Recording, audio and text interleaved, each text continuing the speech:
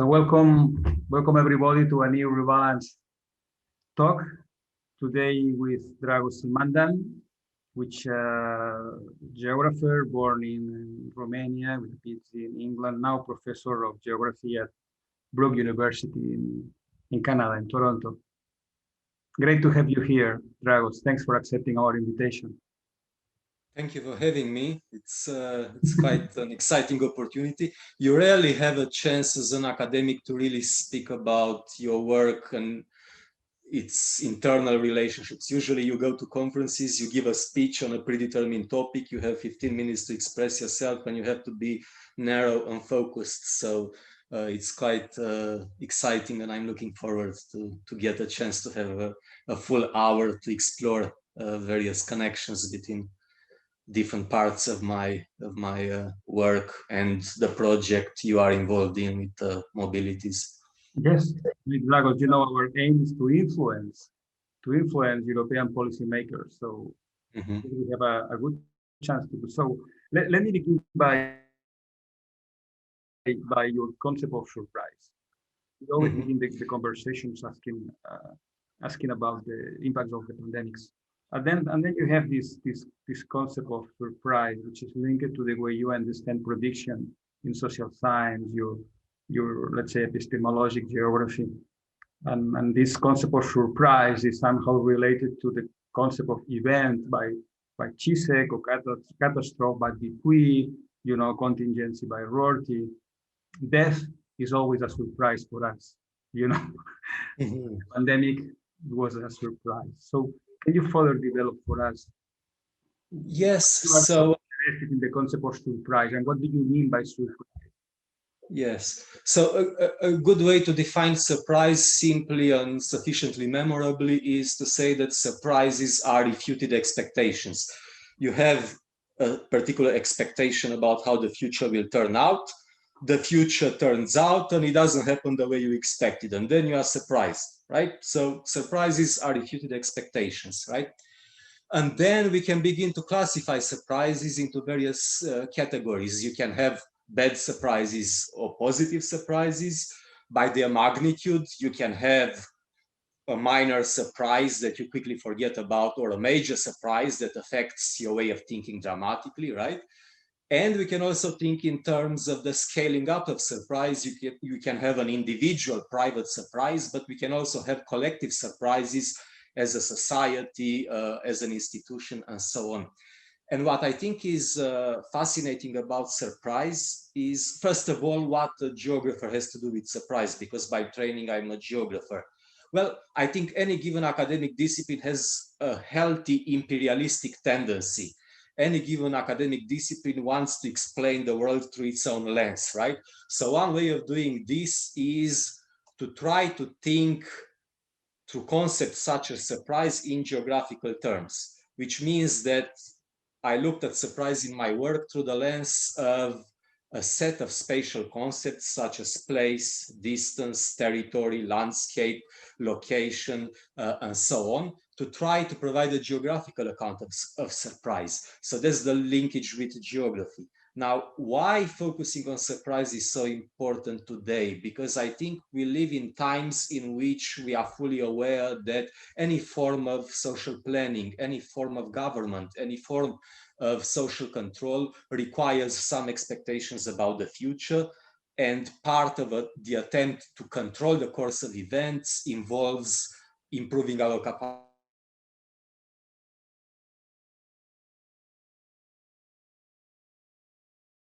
Reminder of our human hubris, how often we think we are right, and how often reality slaps us in the face and reminds us that we don't know as much as we think we know, right? We think we know what is around the corner, but in fact we know. And this links with my previous work on wisdom, because if you look at various theorizations of wisdom, a key element of wise people, of the sages, is that they have epistemic humility. They are humble. They don't think of themselves as wise. They realize how little they know about the world, and therefore how often they are being surprised by how the world turns out, right?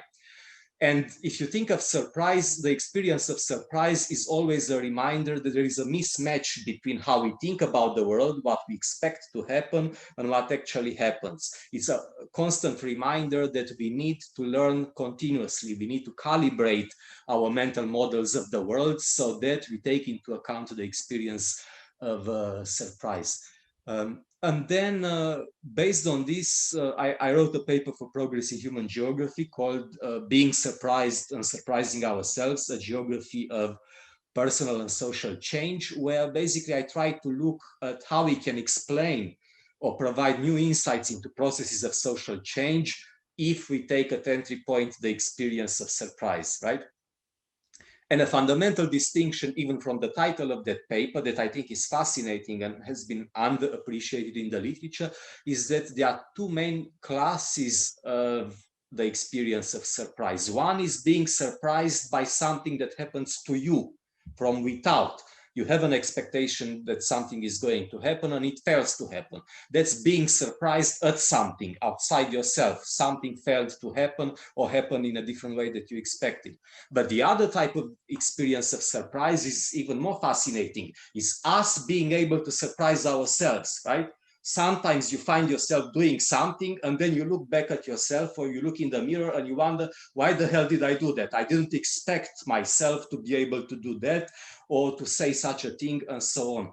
So this capacity for us to surprise ourselves, I think, is fascinating because it opens up a vista for thinking in new ways, in more subtle ways about human nature, what it means to be human, how much we know about ourselves, and how we conceptualize ourselves. And even though I'm a geographer, I'm a sort of a philosopher geographer because I like to reason from first principles, right? So you can't really have a cogent, sharp human geography if you fail to theorize the nature of human nature. How can you understand social relationships, the relationships between space and society, and have a discipline called human geography if you don't have a fairly clear theory of what it means to be human, right? You can only do human geography properly by first beginning to understand or to have a coherent theory of what it means to be human, right? So you see that even though it seems a relatively random topic, surprise, actually, when you look at the ramifications, it connects with wisdom, it connects with the current obsession to predict and control, it connects with how we think about the nature of human nature and therefore about social sciences in general. I see, Dragos, you just said the current obsession of control and surveillance. And from the pandemics, we have seen the promotion of the authoritarian liberalism model, in Asia and China and so on. And you criticize a lot what you call the academic left to know, not to protest or not to talk about. Authoritarian liberalism is a way to avoid surprises in a way. It's a way to control everything, and maybe because of that is so appealing, because it seems that you don't have to be concerned much on the future because it's a big brother which is watching at you. Well, if you look at the psychological profile of all tyrants in history, from Stalin to Adolf Hitler and so on, a common feature they share is that they are control freaks. They are afraid of surprises. They do not want surprises. They cannot tolerate surprises. So part of a means to control things is to try to predict the future and to shape how things are happening. But to connect surprise to the problematic of the pandemic, one irony of that paper on surprise that I published is that it got published just before the pandemic started, right? So it doesn't really discuss the pandemic itself. But reflecting back on what is happening during the pandemic, for me, the most worrying trend is within the academic left. So it's not a secret to anybody that most academics are left-leaning. They are politically to the center or to the left, right? So in this context of a left-leaning academia, what worries me today is that we have forgotten that the legacy of leftist thinking contains multiple threads of anti-authoritarian thinking. Think, for example, of the anarchist tradition in the academic left. Think of the work of Michel Foucault and the broad types of research it inspired in the various social sciences. Think of Gilles Deleuze and his work on the postscript to the Society of Control. Think of the work on biosecurity by Giorgio Agamben, the Italian political philosopher. Think of the work on carceral spaces, on imprisonment, on the geography of police and policing, and so on and so forth. Even Karl Marx, if you read his work, you see that he was a lover of freedom, contrary to what people think, and he did appreciate life as being an embodiment of various freedoms. So against this legacy of leftist thinking that clearly cherishes freedom, and you see that even in the slogan of the French Revolution, right? You have liberté, égalité, fraternité. It was a recognition there that a single value, being guided by a single value, is troubling. And when you push a value to its extreme, it becomes a vice. And we need to strike a balance between various values. And in the case of that leftist ethos of the French Revolution, it was liberté, égalité, fraternité. So in this historical context of the left having multiple traditions of anti-authoritarian thinking, what worries me during the pandemic is that too many people on the academic left have failed to criticize the response to the pandemic on authoritarian grounds. They have failed to engage critically to look at the pandemic response in terms of ideology. And that's very problematic, but I think I am making sense of why it's happening. So even though I criticize this attitude of the academic left to reject the preoccupation with freedom and civil rights and human rights, I think there are ways to understand why it is happening. And that's actually my most recent work. You won't see it on my webpage in my publication list because it's currently undertaking peer reviewed. We just submitted yesterday with my colleagues, revised and resubmit for a paper on attitudes about anti-authoritarianism in the academic left. And basically, I think the explanation has a lot to do with the fact that the right-wing circles have appropriated, have stolen this preoccupation with freedom, with civil rights, with human rights. And then, because of the influence of social media today, lots of people in the left have felt the need to publicly declare that they are not a Trump supporter, that they do not support the extreme right, by mocking a preoccupation with civil rights, with human rights, with freedoms, and so on. So instead of defending a preoccupation with civil rights in left-wing circles, they very often have made public statements to the extent that, oh, more rights, that's a Trumpist issue. If you defend civil rights or human rights, this betrays you as being a Trump supporter or of being associated with the extreme right wing and so on. And the mainstream media has also contributed to this guilt by association, because if you look at the narratives of anti-lockdown protests in various metropoles like Berlin, Toronto, Vancouver, Montreal, systematically all media reports from the CNN and so on portray all these anti-lockdown protests as being white supremacists, Trumpist, conspiracy theorists, and extreme right-wingers. And this is simply not true. When you speak with those people and so on, you see that there are many people on the left who are also upset with the authoritarian management of the pandemic.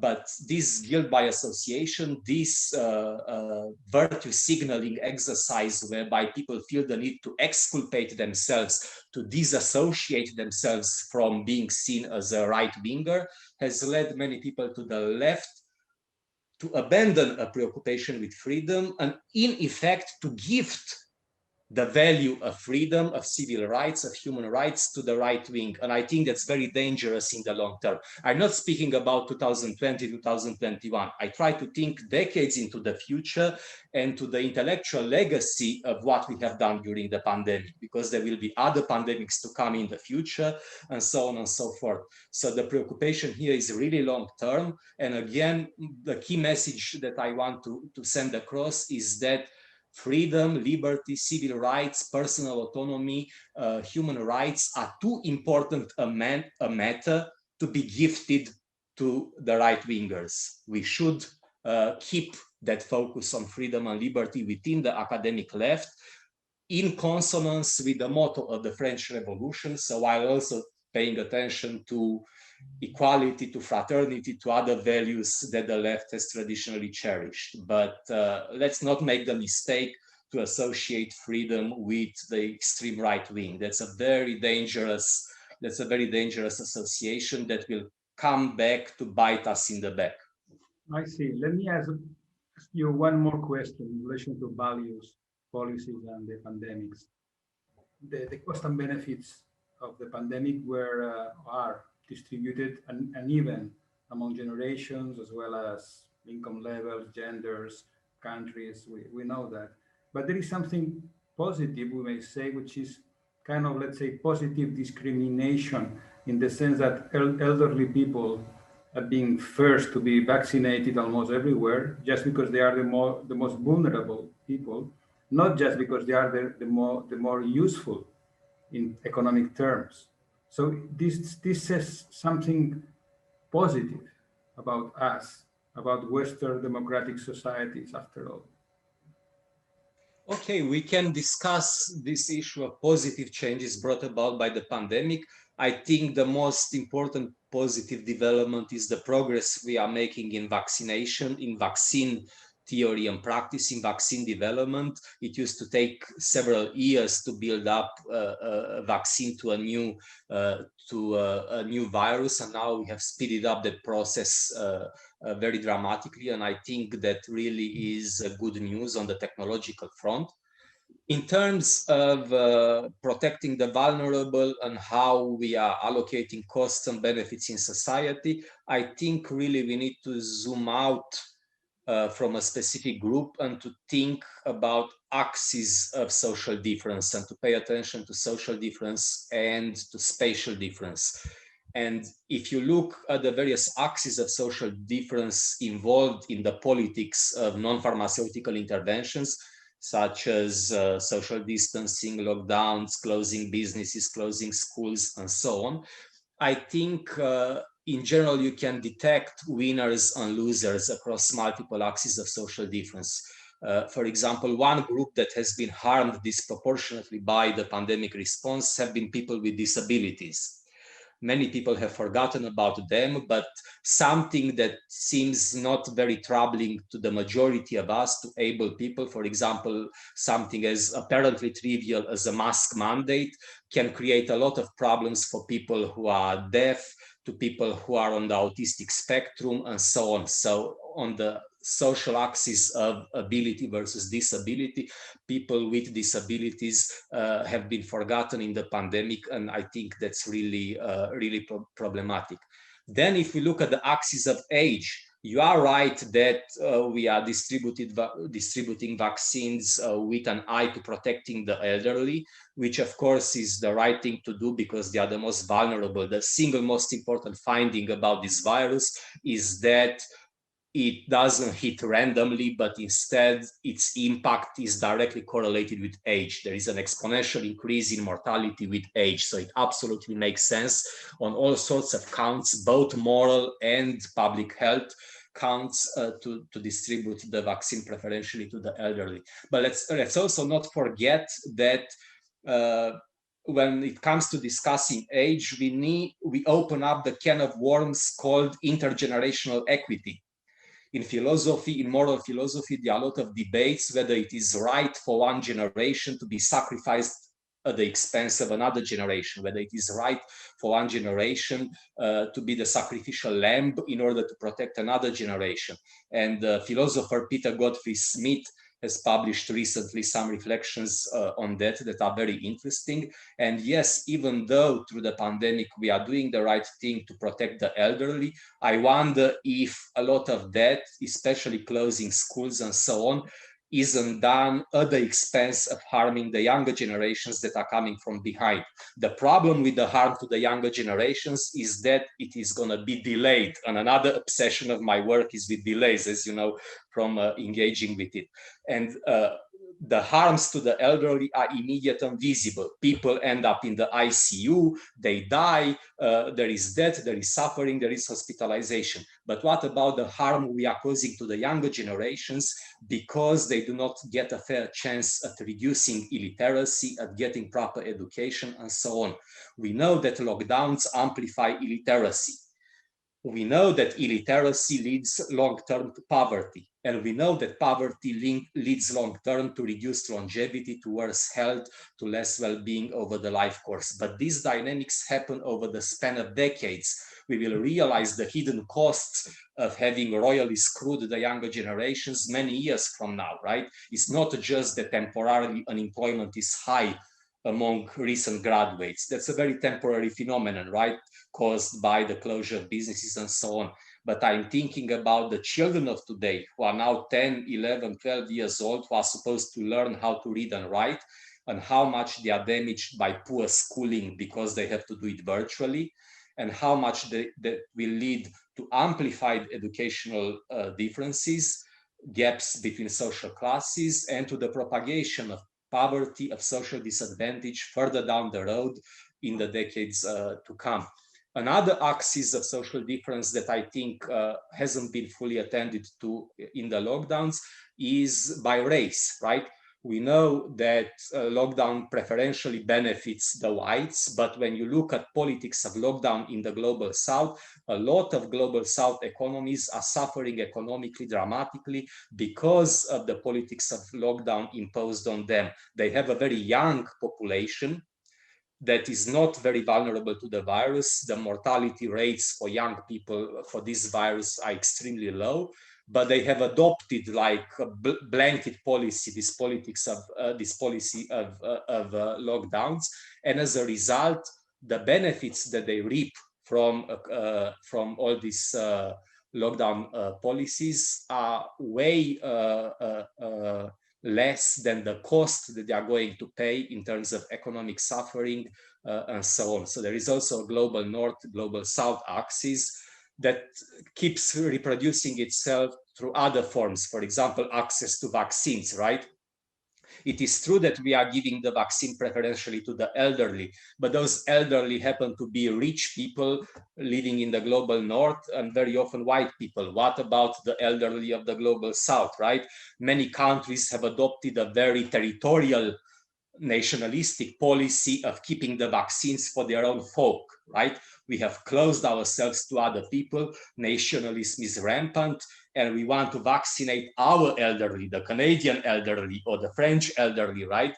And then in this form of nationalism, of vaccination nationalism, we forget about, for example, the vulnerable elderly in the global south, who knows at what point in the future we'll have access to vaccination, let's say.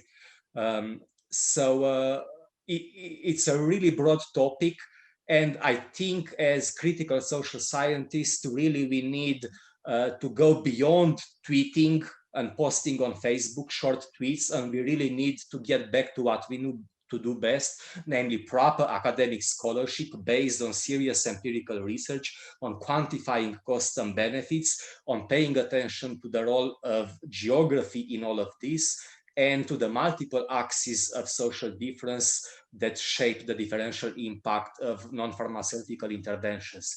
And one danger here, I think, and I don't think the danger is sufficiently appreciated, is that it's very easy to focus on costs and benefits that can be quantified, right? Because then it's easy to do a quantitative analysis.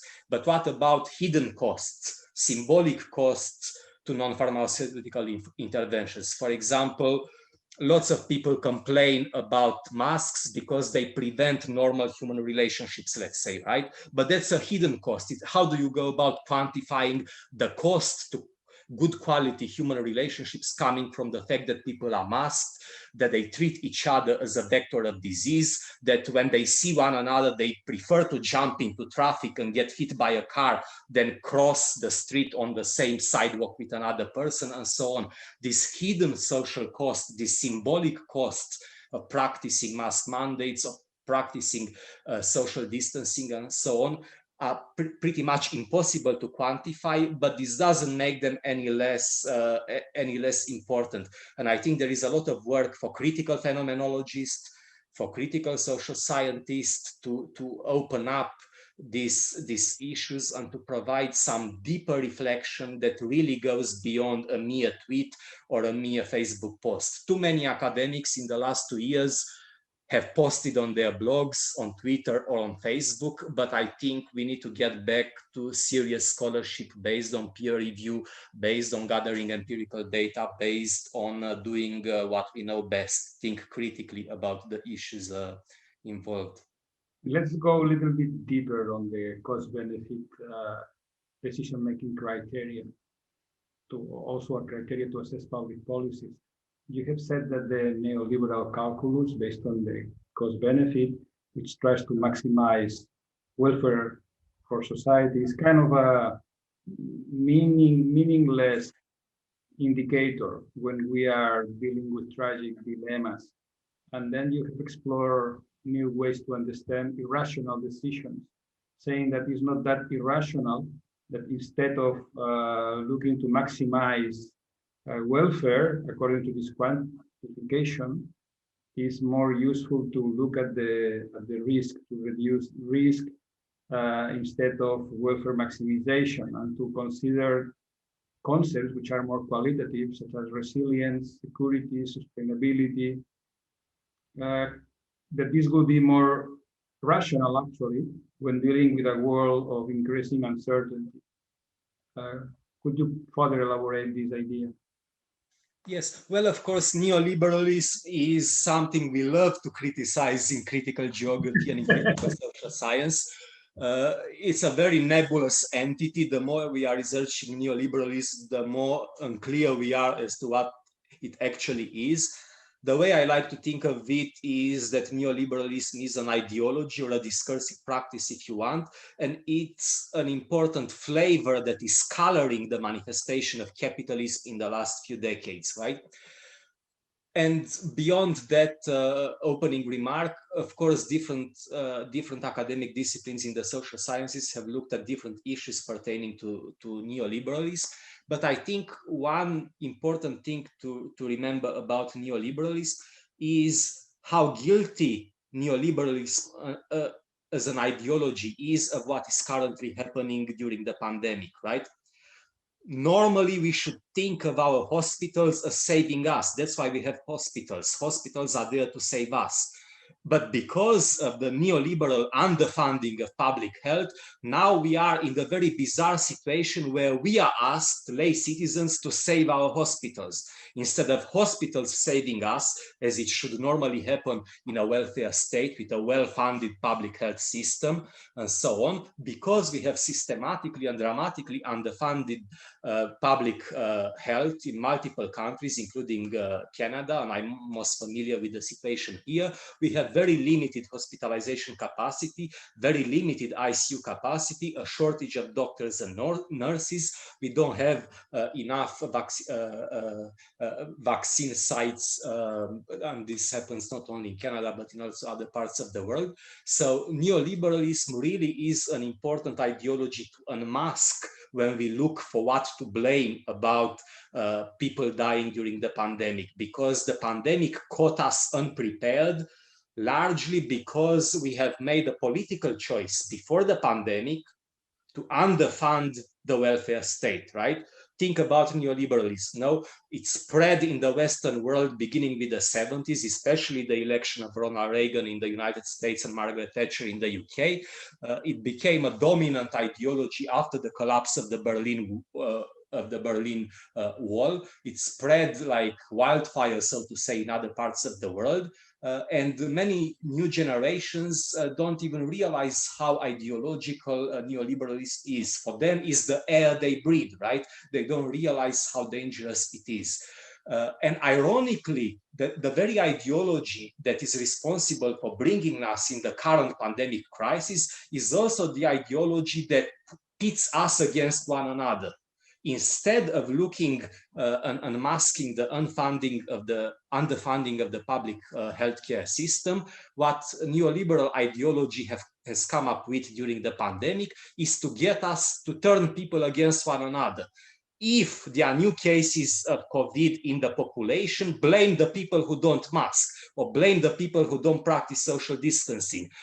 This ideological move has shifted blame away from the structural force of neoliberalism, from this ideology that has led to the practical consequence of underfunded public health systems, and instead has pitted us against one another. It's a very clever device of bypassing responsibility. Instead of accepting that our hospitals are underfunded and we don't have enough ICU beds and so on because of neoliberalism, now people, instead of blaming the system, instead of looking at the ideology behind all this, they blame one another. And we engage in witch hunting, and we engage in Twitter and Facebook wars, saying that guy is an asshole because he doesn't wear a mask, that guy is an asshole because he doesn't practice social distancing, I hope you die because you refuse to comply with non-pharmaceutical interventions. So it's a very clever maneuvering ideological move, whereby instead of us looking collectively to the ideology that is responsible for all this, that very ideology has dissimulated its responsibility in the pandemic by cleverly putting the blame on the people, right? Think about the ideology of we are in this together, right? Or do your part to save grandma. All this putting of personal responsibility on the individual is a typical move of neoliberal ideology.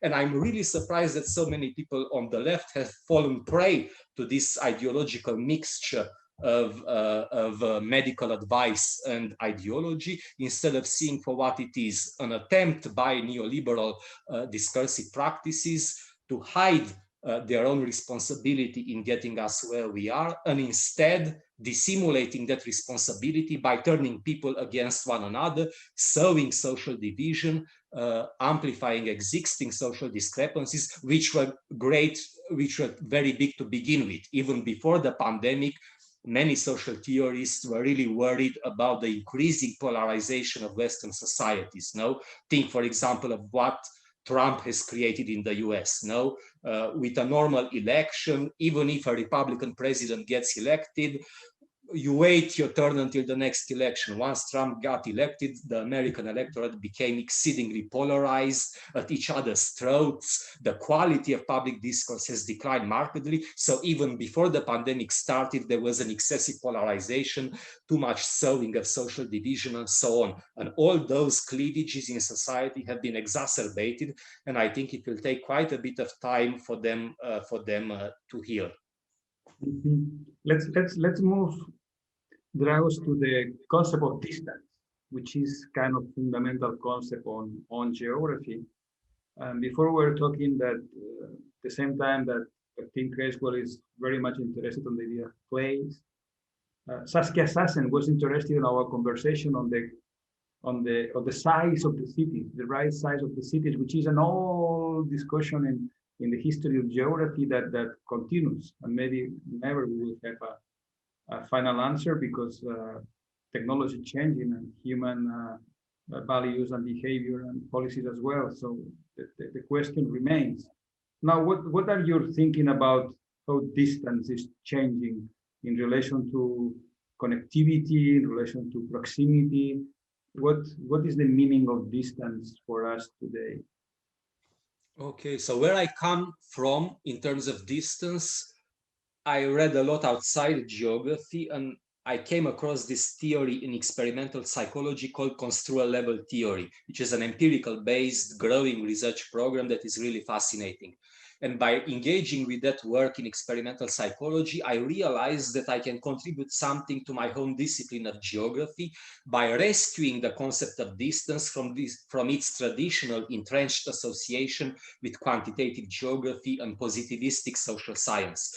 To go back a little bit to create some context, in the history of geography, distance has been a key concept in the heyday of the theoretical and quantitative revolution in geography, which happened in the 50s and the 60s.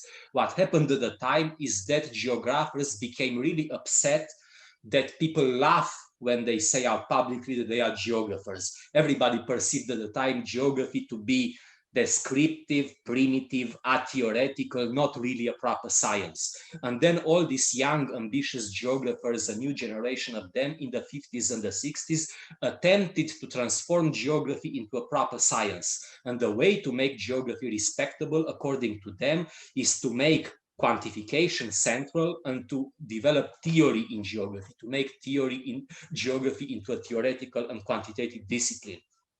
And part of that attempt to quantify geography, to develop quantitative methodologies, was developing the concept of distance, right?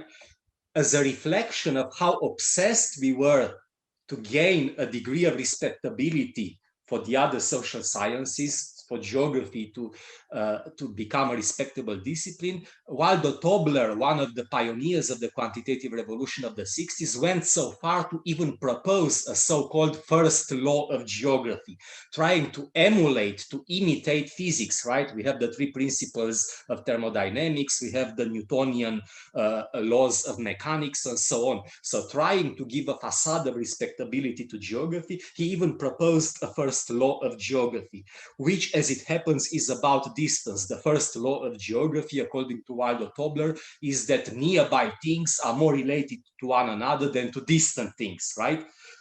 Now, there are all sorts of ironies about that first law of geography. The first irony is that we never managed as a discipline to come up with other laws. That's the only law we have, right? We don't have a second or a third or a fourth law, right? So that already becomes to come across as comical. But the other important thing about that first law is that even as it was proposed in the 70s, beginning with the late 70s and the 80s and the 90s, we see what? The rise of the internet, telecommunication technology, new discourses about the creation of a global village, about the flattening of distancing, about distance no longer being relevant to understanding the world, and so on. So with the rise of the internet, with the reduction in the cost of transportation and telecommunication technologies, and so on, increasingly that law seemed not simply comical because it's the only law of geography, but also strictly incorrect. You can think of plenty of examples where nearby things are not necessarily more related to other nearby things, but actually they are related with very distant things. Think about how economic activity is organized today. A great deal of economic activity today is organized in so-called global production networks or global value chains that stretch the world, right? You have the headquarters in Silicon Valley, you have a branch facility in Hong Kong or in Taiwan, you have various distributors in Europe or in Australia, and you have all sorts of networks of economic activity that stretch the globe. And very often you can have companies in the same region that do not necessarily communicate with one another, but they communicate with other economic entities very far away. Think also about people, about researchers, right? Very often we are in the situation today where you don't quite know what research colleagues in your own department are doing. You live on the same floor with them. Maybe you are even neighbor with them in the next office. But because your research interests are on a particular topic, you have more in common with another researcher with whom you are co-authoring paper who lives at the other end of the world, right? And then you keep in touch with that researcher via Zoom, via Microsoft Teams, and so on. So because of the rise of the internet, the reduction in the cost of transportation, the pressure on economic activity to reduce costs, and so on, and the general forces of globalization, increasingly today we realize that that first law of geography has too many exceptions to be properly considered a law. So it remains a useful teaching device. When I teach the history of geography to my students, I mentioned Waldo Tobler, I mentioned the first law of geography, but it's really a useful entry point to explain why that first law is so severely flawed, right? But coming back to my work on distance, because of this first law of geography, distance became associated mentally in the minds of younger generations of geographers with the quantitative revolution of the 60s. And since then, that quantitative revolution has become obsolete in geography. Geography now has become a very politicized discipline. We try to make the world a better place. We are explicitly declaring ourselves to be to the left. We are fighting for making the world a better place. So in the light of newer generations of geographers, a preoccupation with distance seems obsolete because of this guilt by association, because mentally the concept is still associated with the old-fashioned quantitative geography of the 60s. So my contribution to theorizing distance has been to rescue distance from its mental association with the quantitative revolution of the 60s. I try to develop a subjective understanding of distance. A subjective understanding that thinks of distance not as something objective, where you measure it in kilometers, in miles, or in meters, but something that is a function of the individual. And for this, I built on this theory from experimental psychology, construal level theory, that identifies 4 interrelated dimensions of distance. So it thinks of distance as a multidimensional concept, and spatial distance is only one of those 4 dimensions of distance. The other 3 dimensions of distance are temporal distance. So we also think of time in terms of distance. For example, very often you hear yourself saying, oh, this will happen in the distant future, right? So we use the adjective distant to refer to the future. Or you say, I no longer care about that thing, it happened in the distant past, right? So temporal distance is one dimension of distance in addition to geographical or spatial distance. A third dimension of distance, very important to our times because we speak about practicing social distancing, is social distance, right? Which has nothing to do with geography per se, but social distance is your degree of perceived relatedness to other people. No, you consider your spouse socially more close than another relative that is more distant from you. You consider your best friend socially closer to you than a distant acquaintance, right? We again use the language of distance to speak about our social relationships. And finally, a 4th dimension of subjective distance is hypotheticality or uncertainty. So scenarios, visions of the futures that we deem unlikely, we perceive them as distant possibilities. We even refer to them. It's not worth considering that scenario because it's a merely distant possibility, right? So this subjective understanding of distance is fascinating because it goes beyond metrics, beyond simply quantifying distance, and it focuses on how different people with different background, with different geographical locations, perceive distance differently along all these 4 dimensions of distance: temporal, spatial, hypothetical, and social. And again, it's fascinating that I've done this work on distance in a paper published in 2016. Then in 2020, I was asked to write the entry on distance for the International Encyclopedia of Human Geography to summarize the concept in light of these new developments.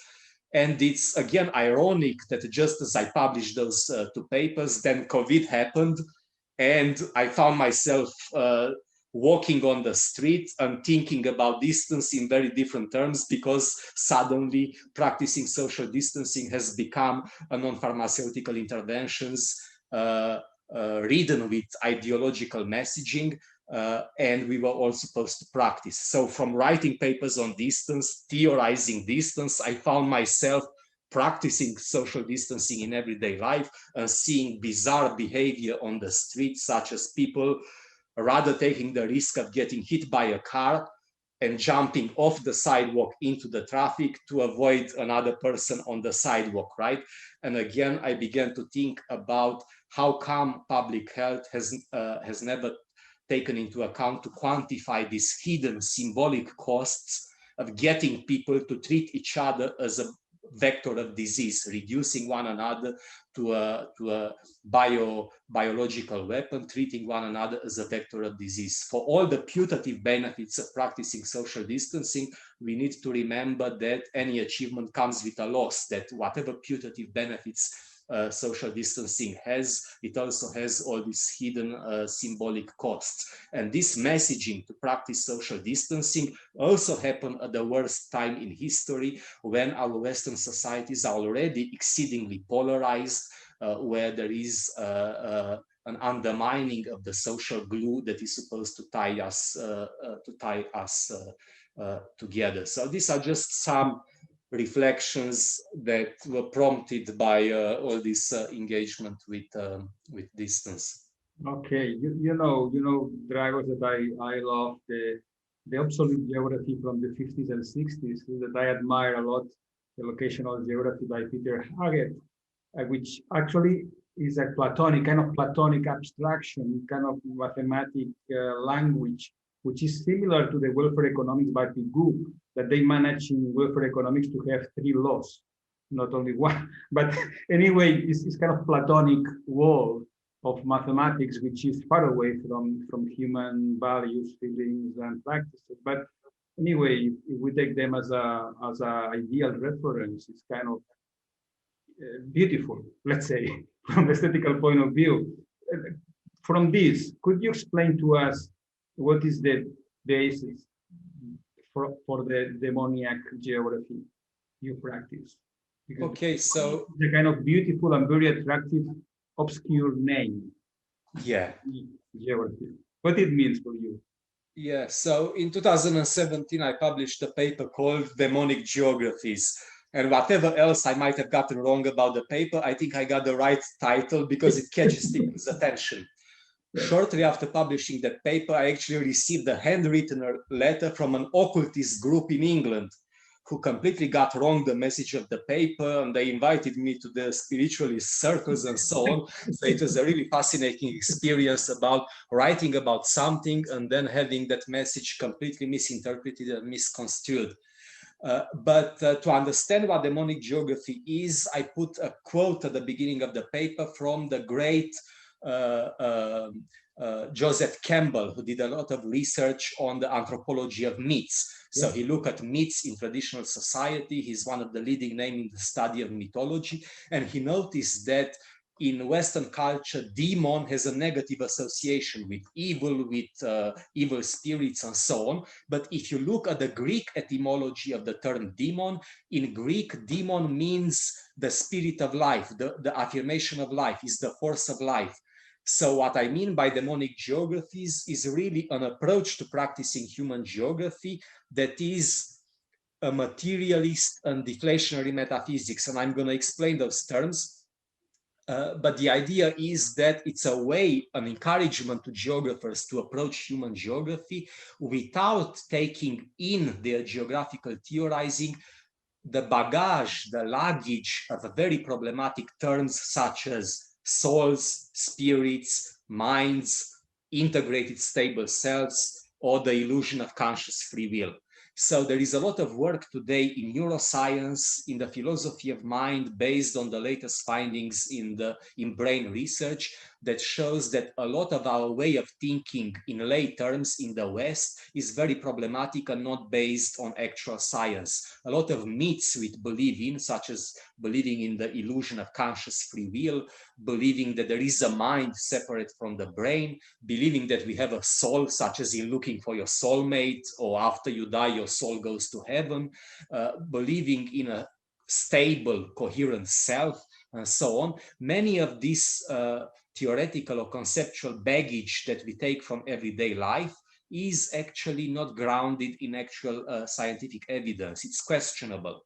So demonic geographies was a provocation I launched to fellow human geographers to try to think and practice human geography without smuggling in through the back door all these problematic assumptions that humans have minds separate from brains, souls separated from bodies, and all sorts of immaterial entities, right?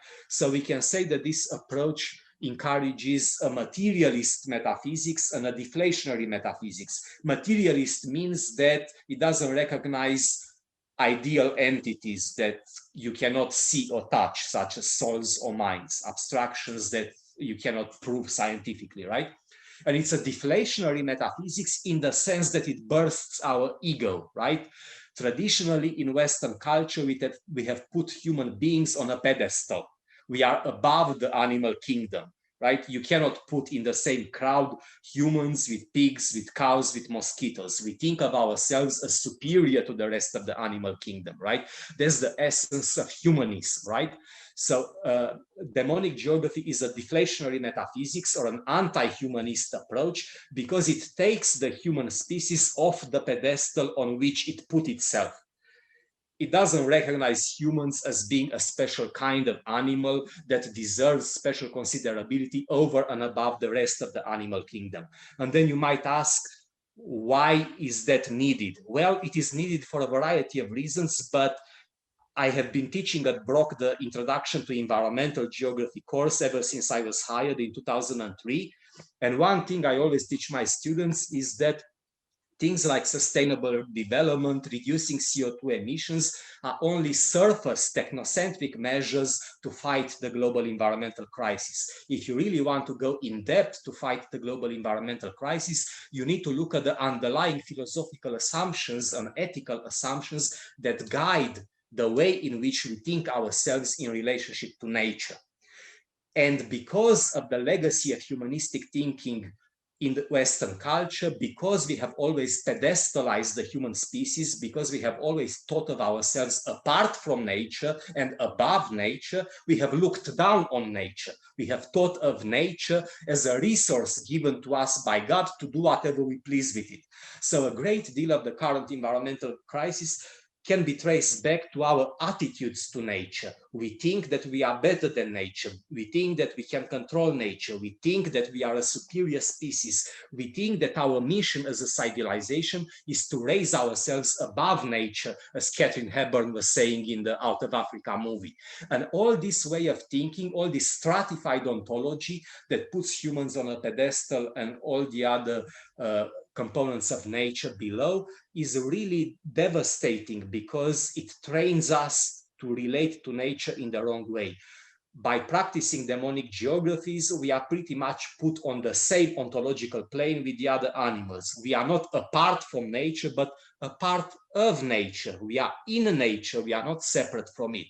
And as such, because we have much more in common with the other animals than we think, caring for Mother Nature, caring for Gaia as a planet becomes our way of being in the world.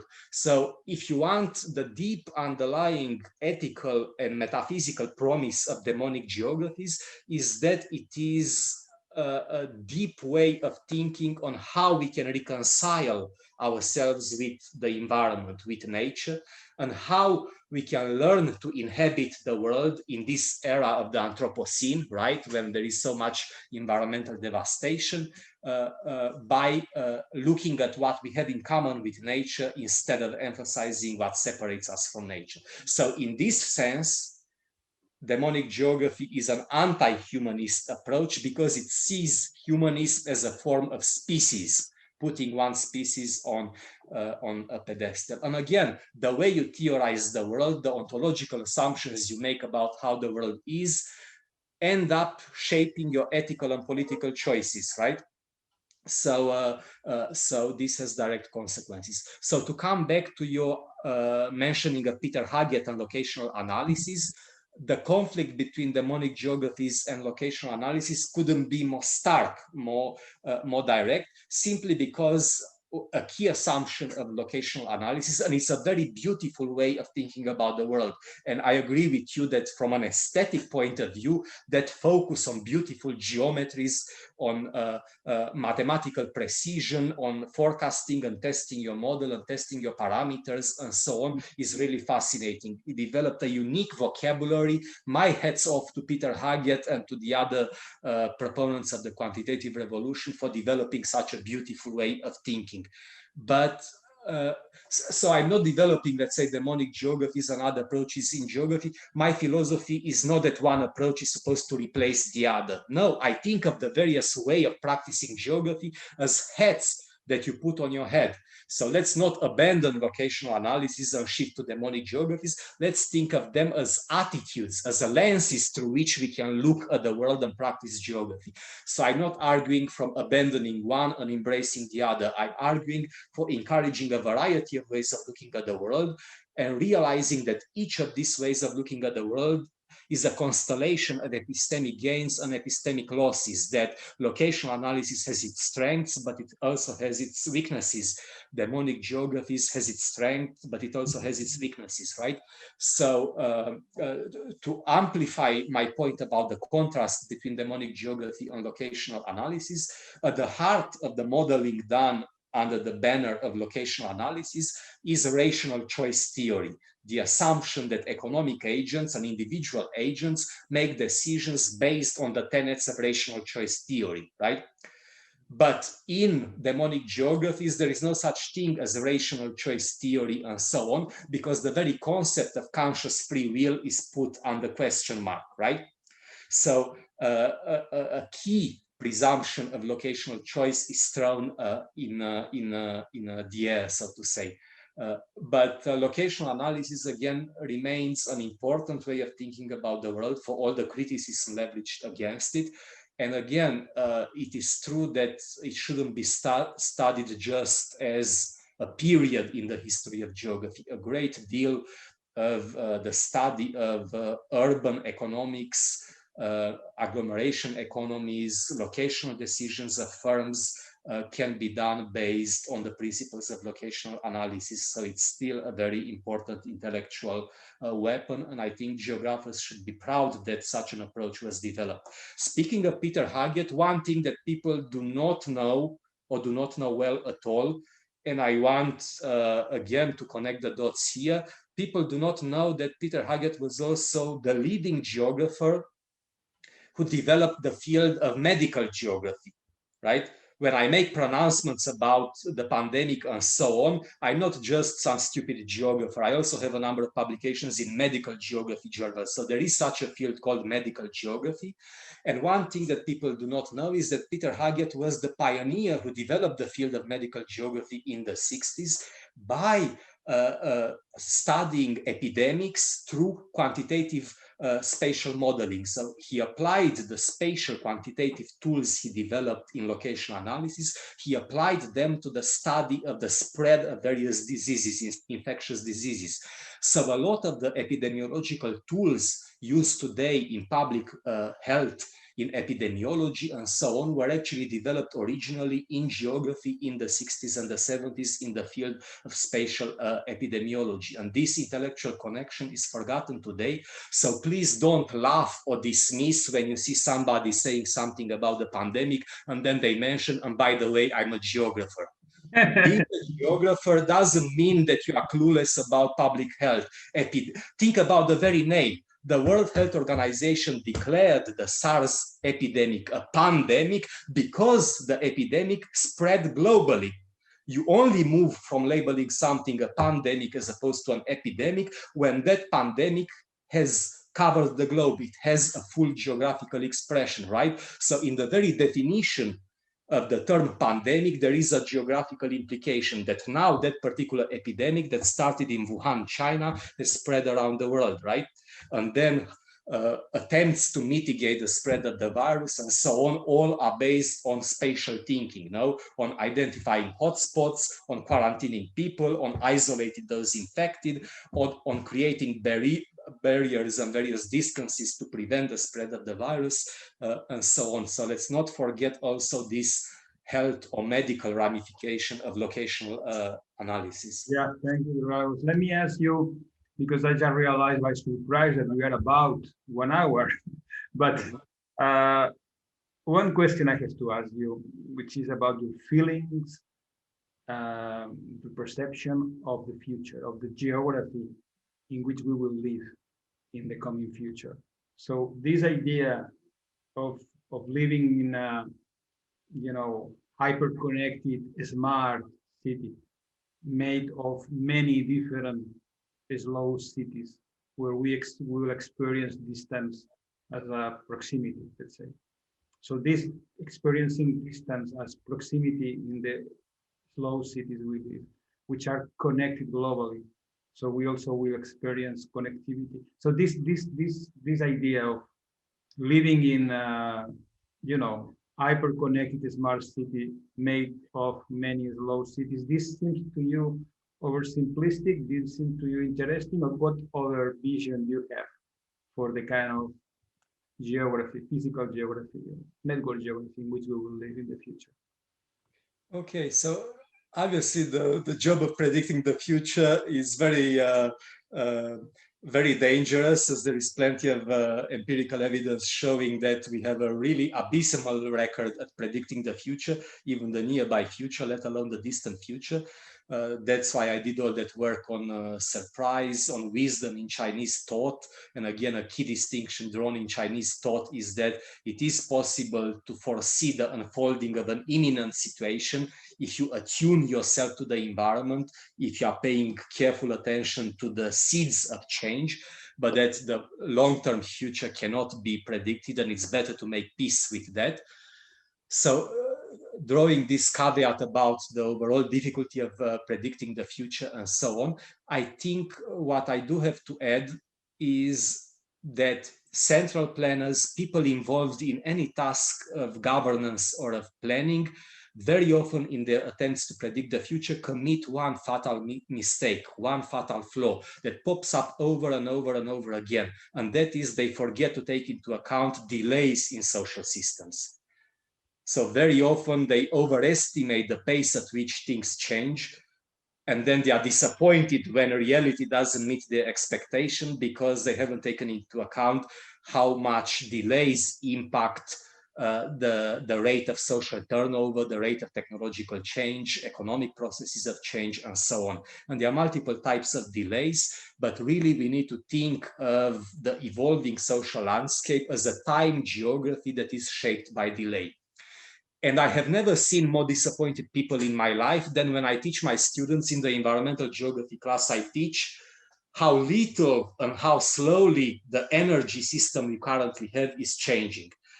The problem with the younger generation is that every day they are on Twitter or on Facebook and they see flashy headlines, very promising headlines about wind power, about solar cells, about renewable forms of energy, and so on. And then they get excited. Oh my God, we are doing something about climate change and we are producing renewable energy and so on. And then I show them charts predicting the future of energy consumption and energy production from the Energy International Association looking into the year 2050.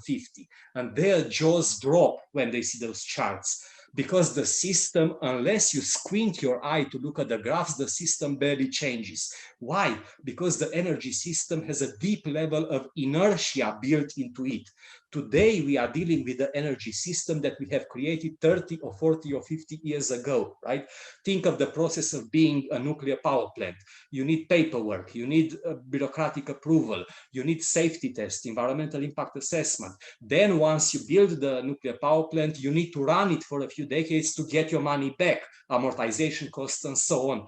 So once you set something in motion, that thing has to run its life course, which stretches over decades. So even though you see flashy news today about the world shifting to renewable energy and so on, it will take decades for those things to show up in the charts as a substantial difference because of these delays in the inertia of the energy system. And I gave this only as an example because I vividly see the faces of my students in the environmental course when I show them those charts and I explain how delays work in social systems.